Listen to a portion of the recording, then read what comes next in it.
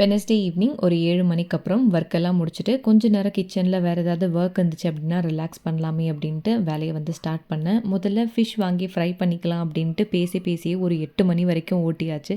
இதுக்கு மேலே என்ன பண்ணுறது, சிம்பிளாக வீட்டில் இருக்கிறதே செஞ்சுக்கலாம் அப்படின்ட்டு சட்னி வச்சுட்டேன். ஊர்லேருந்து வரும்போது அத்தை தோசை மாவு கொண்டு வந்திருந்தாங்க.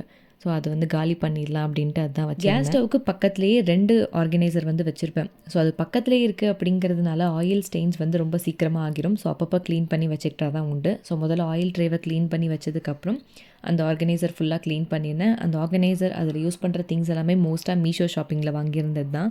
லிங்க் கிடச்சிச்சு அப்படின்னா நான் டிஸ்கிரிப்ஷனில் அட்டாச் பண்ணுறேன். இன்னொரு ஹாப்பியான விஷயம், நம்ம ஃபெமினைன் குர்த்திஸ் வந்து 10,000+ ஆர்டர்ஸ் அண்ட் ஹாப்பி கஸ்டமர்ஸ் வந்து கிராஸ் பண்ணியாச்சு. உங்களோட சப்போர்ட் இல்லைனா இது கண்டிப்பாக முடியாது. ஏன்னா இது ஒரு சின்ன ஹோம் பேஸ்டு பிஸ்னஸ். இதுக்கு இந்த ஆர்டர்ஸ் அப்படிங்கிறது ஒரு பெரிய மைல்ஸ்டோன் அச்சீவ்மெண்ட் மாதிரி தான் எனக்கு. அண்ட் என்னோட மினி விளாக்ஸ் உங்களுக்கு பிடிச்சிருக்குன்னா நம்ம சேனலுக்கு சப்ஸ்கிரைப் பண்ணி வச்சுக்கோங்க.